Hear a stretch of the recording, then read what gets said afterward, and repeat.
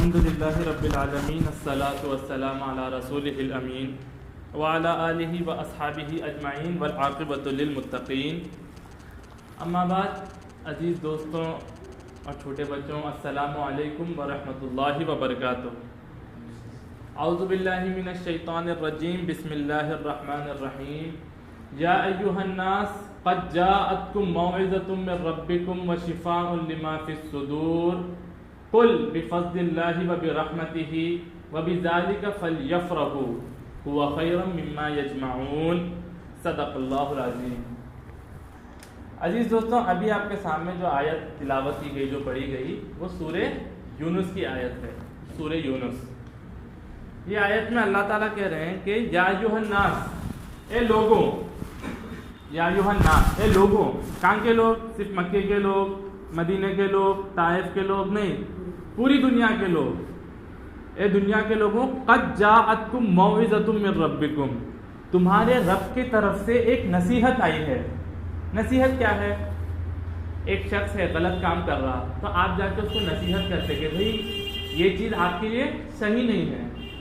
آپ کا کوئی دوست رہے گا یا کوئی محلے کا لڑکا سگریٹ پی رہا ہے، بہت اچھا کام ہے سگریٹ پینا، نہیں، تو آپ اس کے اگر خیر خواہ ہیں تو آپ جا کے اس کو نصیحت کریں گے کہ بھائی آپ سگریٹ مت پیجیے، اس سے کینسر ہوتا ہے، ماؤتھ کینسر ہے، کئی سارے آکسیجن لینے میں پرابلم ہوں گی، آستھما ایشوز آتے ہیں. یہ نصیحت ہے.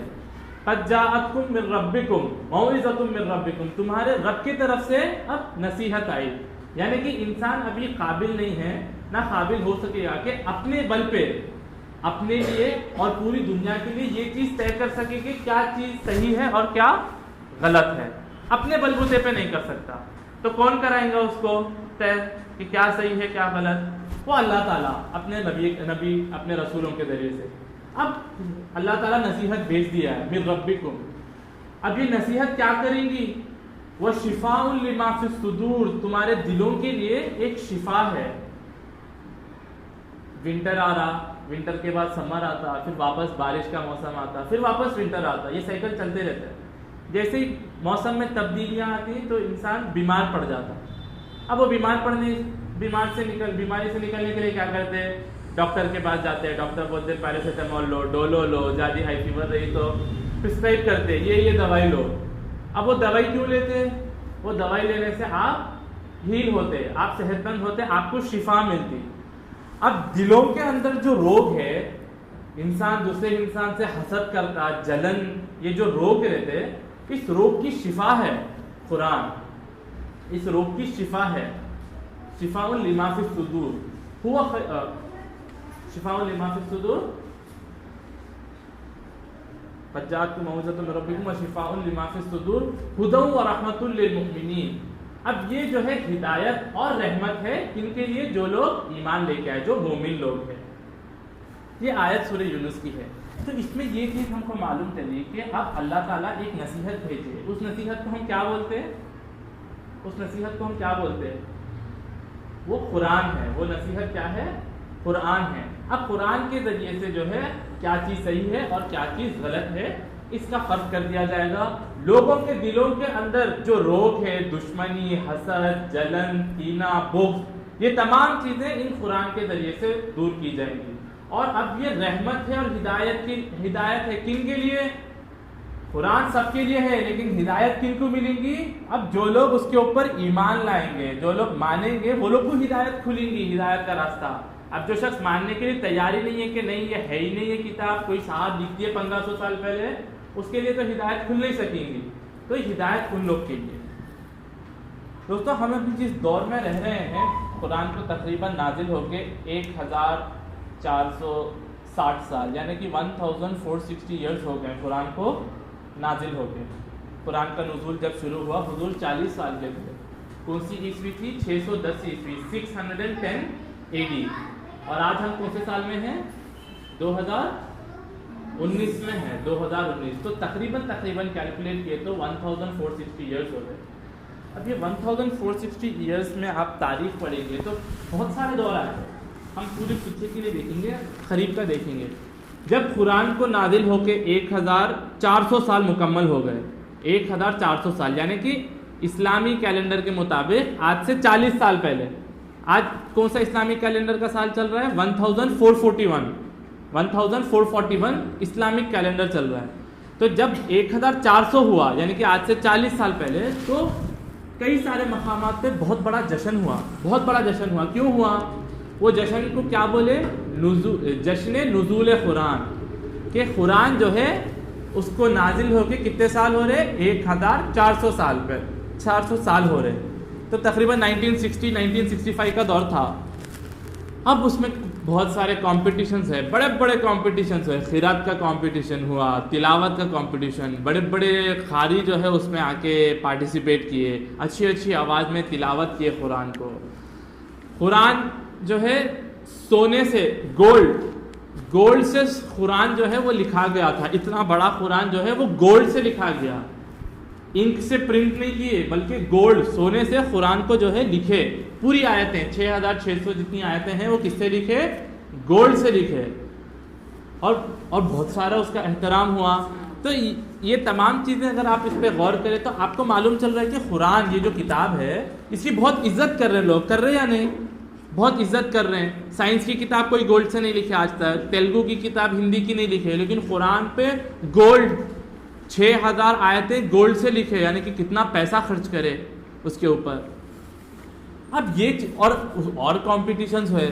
سب سے بڑا قرآن, اتنا بڑا قرآن جو ہے پرنٹ کیے, سب سے بڑا قرآن. سب سے چھوٹا قرآن, اتنی چھوٹی قرآن پرنٹ کیے. اب دوربین لگا کے دیکھنا کہ کون سی آیت ہے, کیا ہے لکھا ہوا اس میں. یہ کمپٹیشنز میں قرآن کو لگائے گئے. تو اس پہ جو ہے ہم لوگ یہ جب چیزیں سنتے ہیں تو ایک بار رکنا چاہیے اور سوچنا چاہیے. اللہ تعالیٰ قرآن میں فرما رہا ہے کہ یہ چیز جو ہے تمہارے رب کی طرف سے رحمت ہے.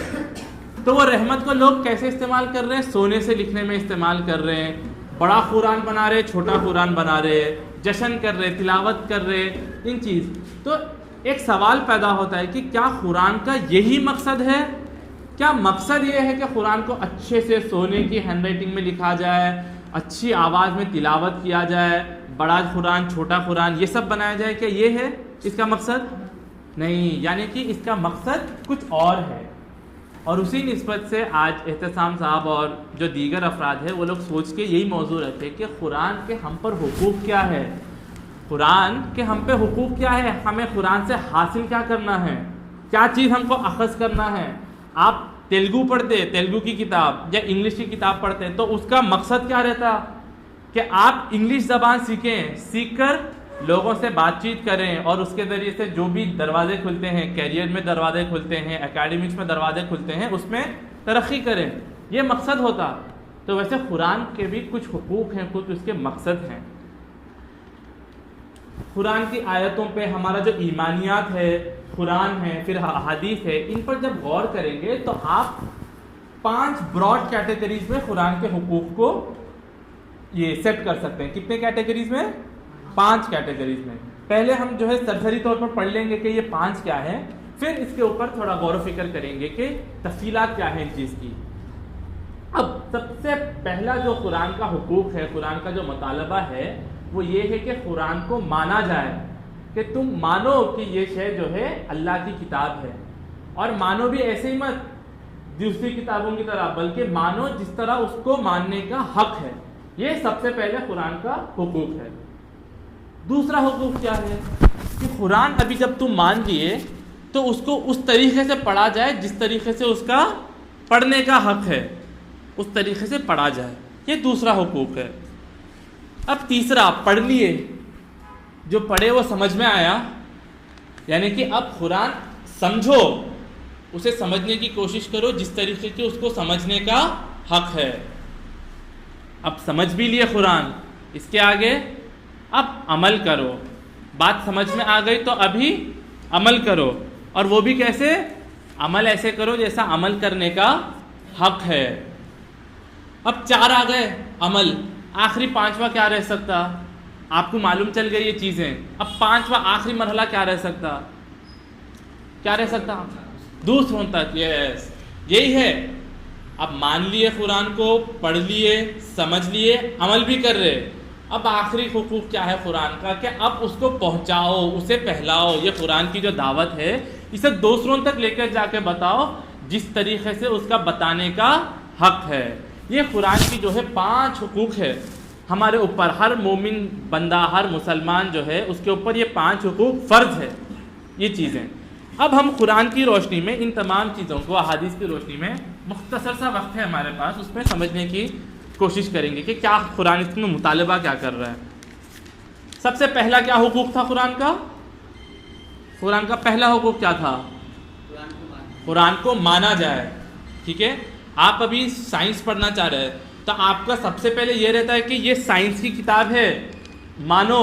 اگر تیلگو کی کتاب سے آپ سائنس پڑھنے کی کوشش کریں تو آپ کامیاب نہیں ہوتے. تو اب جب ہدایت چاہنا ہے تو مانو کہ یہ قرآن ہدایت کی کتاب ہے، اسے مانو جس طریقے سے اس کا ماننے کا حق ہے. سورہ بقرہ کی خود تیسری آیت کیا ہے؟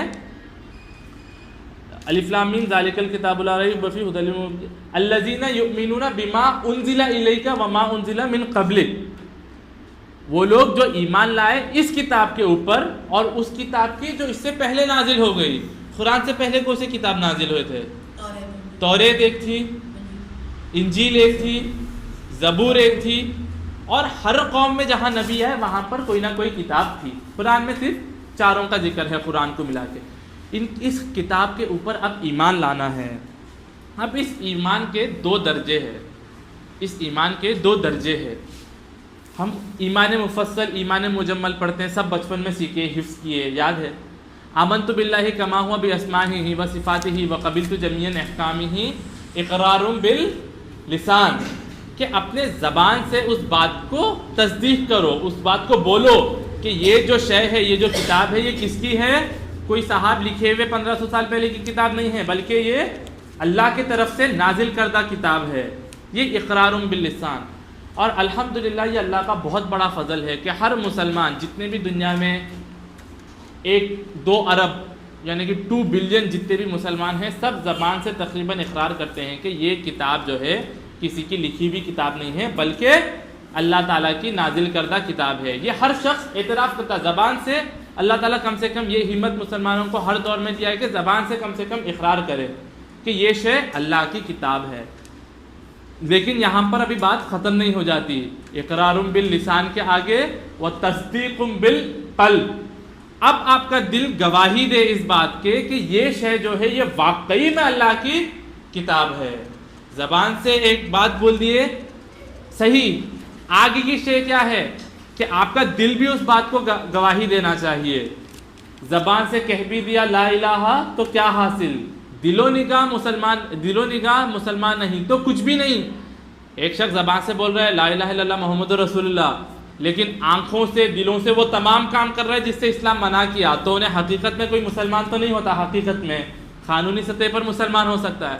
تو صرف زبان سے اقرار کرنا کہ یہ اللہ کی کتاب ہے، اس پہ ایمان لانا ہے نہیں، بلکہ دل گواہی دینا چاہیے کہ واقعی میں دل مانتا ہوں.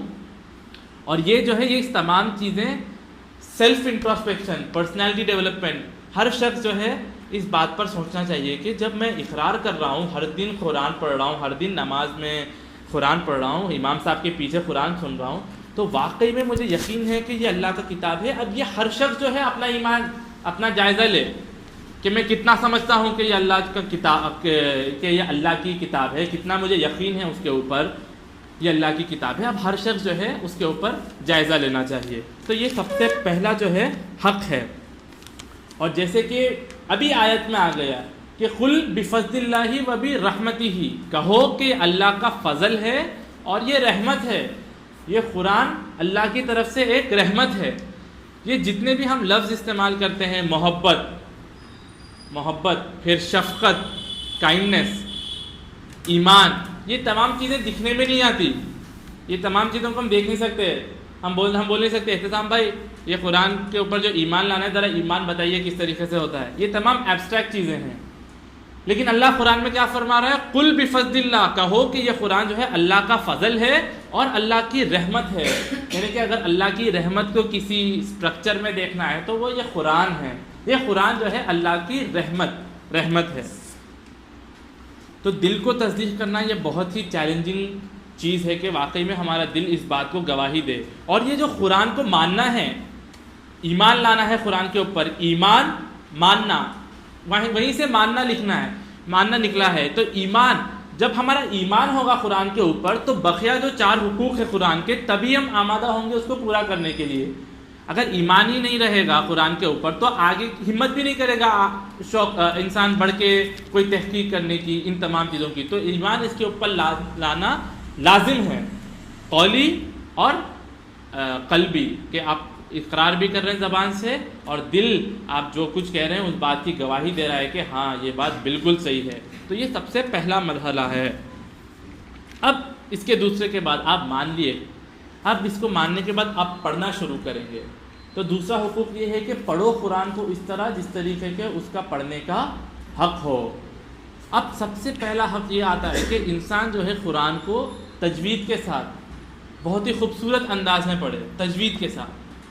ہم کیونکہ عجم ہیں، عجم یعنی کہ غیر عرب، نان عربس، عربی سے ہمارا لینا دینا نہیں، ہم اردو سے واقف ہیں، انگلش سے واقف ہیں، اور جو بھی ہندوستان میں دیگر مادری زبان ہے، قومی زبان ہے، تلنگانہ ہے تو تیلگو ہے، گجرات ہے تو گجراتی ہے، مہاراشٹر ہے تو مراٹھی ہے، کرناٹکا ہے تو کنڑی، ان زبان سے واقف ہیں لیکن عربی سے اتنا واقف نہیں ہیں.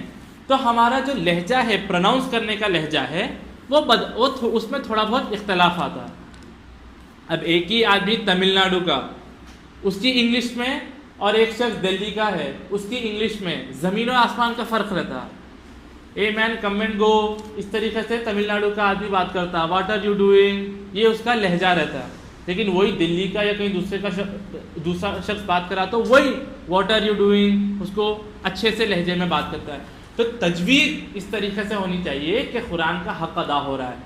قاف اور کاف میں فرق کیا ہے؟ قاف تھوڑا موٹا کر کے پڑھنا ہے، کاف کو تھوڑا پتلا کر کے پڑھنا ہے. الف اور عین میں فرق کیا ہے؟ اگر یہ فرق واضح نہیں ہو گیا تو قرآن کے لفظ جو ہیں، آپ عین جہاں پہ ہے وہاں الف پڑھ گئے تو معنی بدل جاتے ہیں، اس کے معنی بدل جاتے ہیں. تو حمزہ اور خا اس میں فرق کیا ہے؟ دال زال اس میں فرق کیا ہے؟ ان چیزوں کا خیال رکھنا. تو تجوید اسی لیے جب بچپن میں ہم لوگ قاعدہ سیکھنے جاتے ہیں تو مولوی صاحب سب سے پہلی کیا چیز سکھاتے ہیں؟ الف با تا سا تجوید کے ساتھ سکھا دیتے. الف کہاں سے نکالنا، با کے لیے ہونٹ کہاں لگنا، تا سا جتنے بھی ہے یہ کیسے پڑھنے مولوی صاحب بچپن میں ہی سکھا دیتے.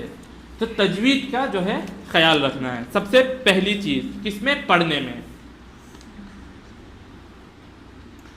اب تجوید کے علاوہ جو ہے انسان جب کوئی شعر پڑھتا ہے، آپ کوئی نعت پڑھ رہے، کوئی حمد پڑھ رہے، کوئی ترانہ پڑھ رہے، تو انسان کوشش کرتا ہے کہ بہت اچھی قرأت ہو، بہت اچھی آواز میں پڑھیں تاکہ سننے والوں کو مزہ آئے.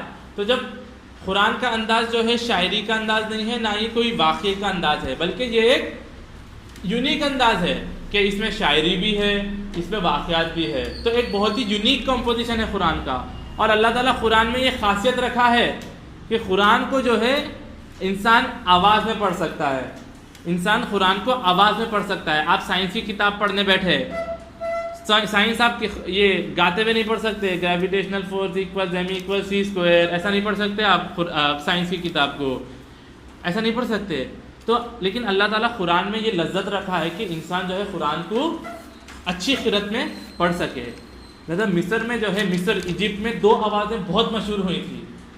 ایک جو ہے ان کی خود وہاں کی جو غنا جو گائکہ تھی، سنگر تھی، کلثوم.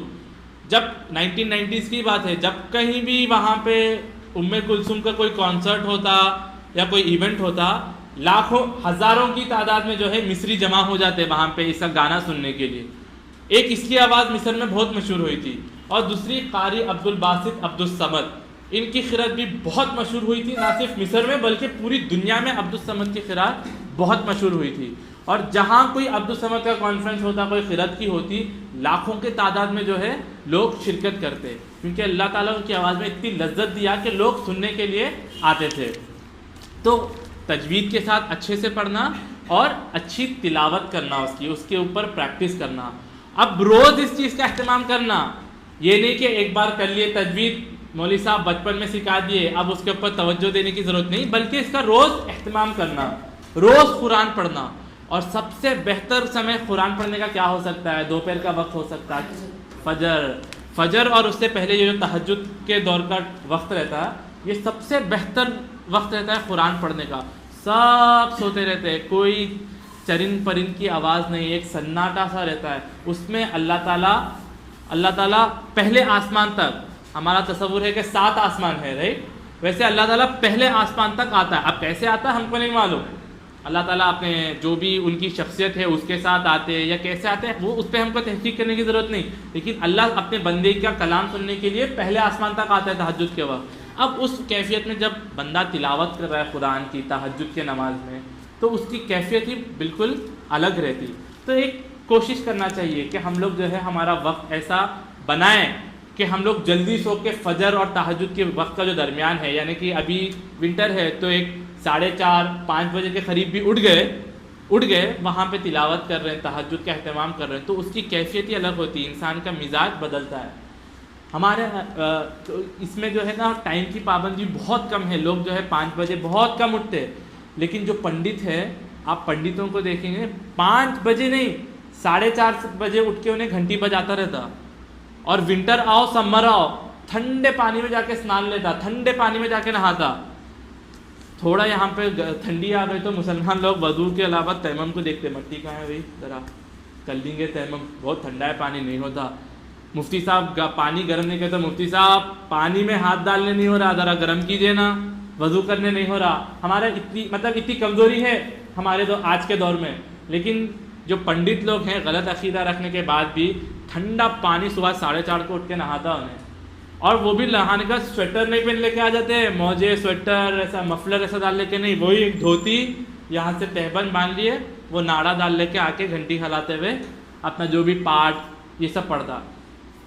تو لہذا اب ہم لوگ کو یہ بات کی کوشش کرنی چاہیے کہ ہم جتنا جلدی ہو سکا فجر میں اٹھیں اور قرآن کی تلاوت کا اہتمام کریں. اب تہجد کی اگر نماز پڑھنا چاہ رہے ہیں تو 8 رکعت ہے. اب 8 رکعت میں قل هو اللہ احد بار بار تو نہیں پڑھ سکتے، ایک نماز میں 2 رکعت تو 8 ہے، 8 رکعتوں میں قل هو اللہ بار 8 بار تو نہیں پڑھ سکتے. تو اب انسان کوشش کرتا ہے کہ میں بڑھ کے اور سورہ حفظ کروں. آگے آتے وقت ایک بات آ جائے گی کہ حضور کے زمانے میں حفظ کیا تھا حقیقت میں، ٹھیک ہے، حضور کے زمانے میں حفظ کس کو بولتے تھے وہ کیا تھا. لیکن ہمارے دور میں آج حفظ کیا ہے، ایک شخص سورہ شمس ہے، سورہ طٰہٰ ہے، سورہ یونس ہے، یوسف ہے، یاد کر لیا اس کو، یہ حفظ ہو گیا. تو انسان کوشش کرے کہ زیادہ سے زیادہ قرآن کا حصہ یاد کرے. اور یہ بھی اللہ کا بہت بڑا فضل ہے کہ قرآن کا کوئی نہ کوئی حصہ ہر مسلمان کے دل میں محفوظ ہے. ابھی حال ہی میں ناروے میں یہ واقعہ پیش آیا کہ قرآن کو جلا دیے. ناروے میں پیش آیا یہ واقعہ، نہیں ناروے میں پیش آیا کہ قرآن کو جلا دیے. ابھی 3 دن 4 دن ہو رہے، کھلا جلا دیے. یہ نہیں کہ لے کے جائے کہیں یہاں پہ، کھلا جلا دیے. تو یہ جلانے سے قرآن مٹ جاتا؟ نہیں مٹتا، یہ نہیں مٹتا. قرآن نہیں مٹتا. کیوں؟ کیونکہ جب قرآن نازل ہوا تو قرآن کتابی شکل میں نازل نہیں ہوا. حضور پڑھ کے سناتے تھے، صحابہ اکرام یاد کرتے تھے، اور وہ لوگ اگلی نسل تک پہنچاتے تھے. اگلی نسل یاد کرتی تھی، وہ لوگ تیسری نسل کو پہنچاتے تھے. ہوتے 2019 آیا. تو اگر قرآن پورا جلا بھی دیے، الحمدللہ اس امت میں ہماری جو بھی حالت ہے، اسلام پہ عمل نہیں کر رہے، بہت دور ہے، اللہ کی نافرمانی کر رہے ہیں، بہت صحیح، اس کے باوجود بھی بہت بڑا فضل ہے کہ اتنا حصہ ہر مسلمان کے دل میں محفوظ ہے کہ قرآن اگر ختم بھی ہو گیا تو واپس قرآن کو جمع کر دے سکتے. افریقہ کے بچے کو اٹھا لیجئے، سعودی عربیہ کے بچے کو اٹھا لیجئے، آرکٹک اوشن میں جو شخص رہتا وہاں کے مسلمان کو اٹھا لیجئے، سوائے لہجے کے قرآن کی کوئی آیت میں فرق نہیں آتا. وہی قرآن آرکٹک اوشن میں پڑھا جاتا، وہی قرآن پیسیفک اوشن کے آزو بازو کے علاقے میں پڑھا جاتا، وہی قرآن آسٹریلیا کا ہے، وہی قرآن جاپان کا ہے. تو الحمدللہ. اور چھوٹے 8 6 سال کے بچے ہیں جو پورا کا پورا قرآن حفظ کر چکے ہیں. ہمارے درمیان بھی ماشاءاللہ، آپ کا نام برہان ہے، ابراہیم ہے، جو ماشاءاللہ پورا کا پورا قرآن حفظ کیے ہوئے ہیں. پورا کا پورا قرآن ابھی ان کے دل میں موجود ہے. کتاب اگر ختم ہو گیا تو کوئی بات نہیں، واپس جو ہے اس کو ترتیب دے سکتے ہیں. تو یہ تھا کہ قرآن کو صحیح وقت پہ صحیح تجوید کے ساتھ اچھی قرأت میں ہم پڑھنے کی کوشش کریں، اور پھر یہ کوشش ہونی چاہیے کہ ہم اس کو حفظ کریں. بڑے بڑے علماء اکرام ہیں، بڑے بڑے بادشاہ گزرے پرانے دور میں جو لوگ پورا کا پورا قرآن حفظ کیے. اورنگزیب عالمگیر رحمۃ اللہ علیہ پورا کا پورا قرآن حفظ کیے تھے. اردوغان جو فی الوقت ترکی کے صدر ہے، پورا کا پورا قرآن ان کو حفظ ہے. ایران میں جو حسن روحانی، خامنہ، یہ لوگ جتنے ہیں سب قرآن حفظ کیے ہوئے ہیں. اور کچھ ہی مہینے پہلے جو محمد مرسی رحمۃ اللہ علیہ کا بھی جو شہادت ہوئی تھی، پورا کا پورا قرآن ان کے دل میں محفوظ تھا. تو ہم کو ان لوگوں سے ایک موٹیویشن لینا چاہیے، صحابہ اکرام اور ان کی زندگی سے، کہ ہم لوگ کوشش کریں، ہماری جو بھی عمر ہے 22 سال 28 سال 30 سال جتنی بھی ہوتے جائے، ہم لوگ قرآن کو حفظ کرنے کی کوشش کریں. ایک صاحب تھے، ہم جب عمان میں تھے تو ٹیکسی چلاتے تھے، ٹیکسی. اب وہاں پہ الحمدللہ کیونکہ مسلمان ملک ہے، شریعت بھی تھوڑی بہت نافذ ہے وہاں پہ، تو ریڈیو پہ قرآن آتا ہے، FM 93 پہ قرآن آتا. اب ٹیکسی چلانے والا جو ہے کسٹمر کو لینا، کسٹمر کو ڈراپ کرنا، اتنا ہی کام رہتا نا چلاتے وقت. تو انہوں کیا کرتے تھے کہ ریڈیو میں قرآن جو آتا ہے وہ قرآن سوئچ آن کر لیتے تھے. ہوتے ہوتے جو ہے 6 مہینہ یا جتنا بھی وقفہ گزرا، اس 6 مہینے میں ریڈیو پہ سنتے سنتے پورا کا پورا قرآن حفظ کر لیے. کبھی قرآن ایسا سامنے کھول کے نہیں بیٹھے کہ حفظ کروں میں، ایسا نہیں، سنتے سنتے ریڈیو پہ سنتے سنتے پورا کا پورا قرآن حفظ کر لیے. تو اگر انسان کوشش کرنا چاہیے، اگر کوشش کرنا چاہے تو کوئی بیریئر نہیں ہے اس کے سامنے. لوگ کیا بولتے، صاحب میرا پڑھائی چل رہی، 10th کا ایگزام ہے، 12th چل رہا، CA ہے، BTech ہے، BCom ہے، صاحب شادی ہو گئی، بچے ہیں، بیوی ہے، کمانا ہے، ابھی ان کی تعلیم کا دیکھا. یہ بہانے بنتے رہتے. لیکن انسان اگر ٹھان لے کسی چیز کا تو یہ بہانے پیچھے چل جاتے اور انسان وہ مقصد کو حاصل کر کے رہتا. تو یہ قرآن کا جو ہے دوسرا حقوق ہے.